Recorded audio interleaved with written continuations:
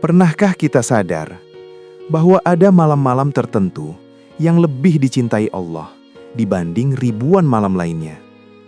Namun justru malam itu kita lewati dengan tidur panjang, dengan hati lalai, tanpa doa, tanpa istighfar. Malam nisfu Sya'ban, malam pertengahan bulan, malam yang sering kita dengar namanya, tapi jarang kita renungi maknanya. Padahal, bisa jadi, itulah malam di mana Allah memandang kita dan menentukan nasib kita ke depan. Jika malam ini adalah kesempatan terakhir kita untuk meminta ampun, untuk memperbaiki diri, untuk pulang kepada Allah, apakah kita akan menyia-nyiakannya?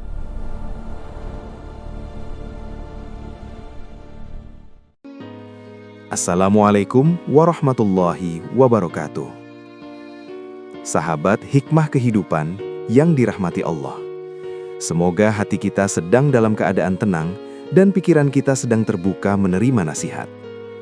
Pada video kali ini, mari kita merenungi bersama 5 keutamaan besar malam nisfu Sya'ban, sebagaimana dijelaskan oleh para ulama. Bukan untuk perdebatan, bukan untuk merasa paling benar, tapi untuk melembutkan hati dan mendekat kepada Allah. Dengarkan perlahan, resapi dengan jiwa. 1. Keutamaan pertama, malam pengampunan dosa. Sahabat hikmah kehidupan, ada satu dosa yang membuat ibadah terasa berat, doa terasa jauh, dan hati terasa sempit. Dosa yang belum diampuni. Dan pada malam nisfu Sya'ban, Allah membuka pintu ampunannya lebih luas dari malam-malam biasa. Rasulullah SAW bersabda bahwa Allah mengampuni seluruh makhluknya pada malam nisfu Sya'ban, kecuali 2 golongan. Yang pertama, orang yang menyekutukan Allah, dan yang kedua, orang yang menyimpan kebencian di hatinya. Ibnu Rajab rahimahullah berkata, malam nisfu Sya'ban adalah malam di mana Allah membagi ampunan kepada hamba-hambanya. Renungkan ini, bukan sholat kita yang ditanya pertama, bukan bacaan kita, tapi hati kita. Masihkah kita menyimpan dendam? Masihkah kita sulit memaafkan? Masihkah kita merasa lebih suci dari orang lain? Malam ini, ampunan Allah turun, tapi ada hati yang tertutup. Maka sebelum istighfar, maafkanlah. Sebelum menangis, lepaskanlah kebencian. Karena Allah tidak mengampuni hati yang keras. Keutamaan kedua, malam dikabulkannya doa. Sahabatku, berapa banyak doa yang sudah kita panjatkan bertahun-tahun, tapi belum juga terkabul. Bukan karena Allah tak mendengar, tapi karena Allah memilih waktu terbaik.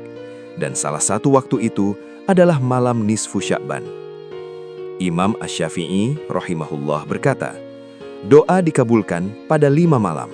Salah satunya malam nisfu Sya'ban. Malam ini bukan malam doa panjang yang indah, tapi doa yang jujur. Doa seorang hamba yang lelah, yang ingin berubah, yang ingin pulang. Mintalah apapun, ampunan, hidayah, keluarga yang sakinah, rizki yang halal. Allah Maha mendengar, bahkan sebelum air mata jatuh. Keutamaan ketiga, malam muhasabah dan taubat. Sahabat hikmah kehidupan, nisfu Sya'ban berada di tengah bulan, seperti cermin bagi diri kita.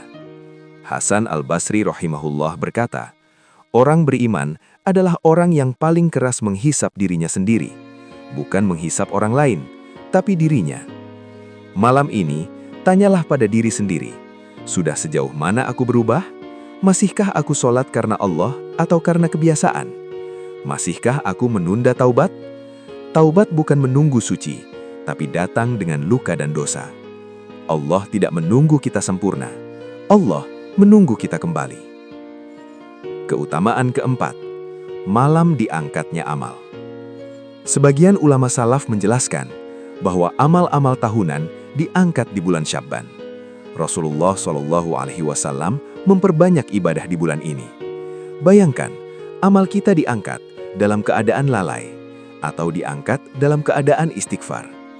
Malam ini, perbaiki niat, perbanyak taubat, karena Allah melihat yang tersembunyi.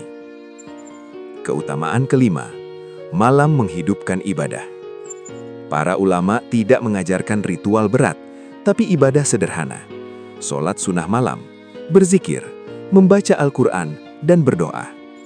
Imam Al-Auza'i rahimahullah berkata, menghidupkan malam nisfu Sya'ban dengan ibadah adalah amalan yang baik. Bukan banyaknya, tapi keikhlasannya. Sahabat hikmah kehidupan, jika hati Anda tersentuh, like sebagai tanda syukur. Tuliskan di komentar doa yang ingin Anda panjatkan malam ini. Subscribe channel Hikmah Kehidupan dan share agar pahala terus mengalir. Semoga Allah mengampuni kita dan mempertemukan kita dengan Ramadan. Assalamualaikum warahmatullahi wabarakatuh.